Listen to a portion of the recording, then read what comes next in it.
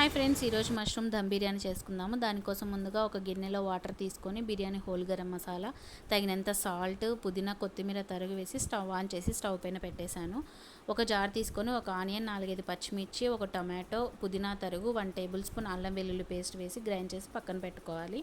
Mushrooms తీసుకొని దాంట్లో తగినంత ఉప్పు, 1 టేబుల్ స్పూన్ కారము, కొంచెం చిటికెడు పసుపు, 1 tablespoon garam masala, 1 tablespoon ధనియా పౌడర్, ముందుగా వేయించి పెట్టుకున్న కాజు, బ్రౌన్ ఆనియన్స్, అలాగే ఇందాక మిక్సీ పట్టుకున్న మిశ్రమాన్ని వేసేసి, మరియు ఒక కప్పు కర్డ్, 4-5 స్పూన్ల ఆయిల్ వేసేసి బాగా కలిపి పక్కన పెట్టుకోవాలి.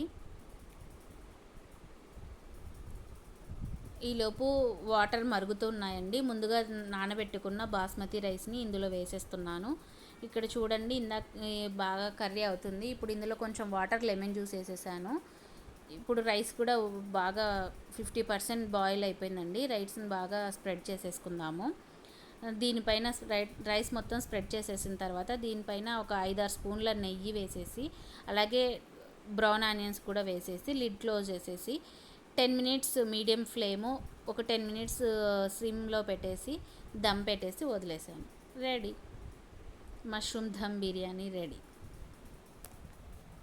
ఎలా వచ్చిందో నాకు కామెంట్లో చెప్పండి.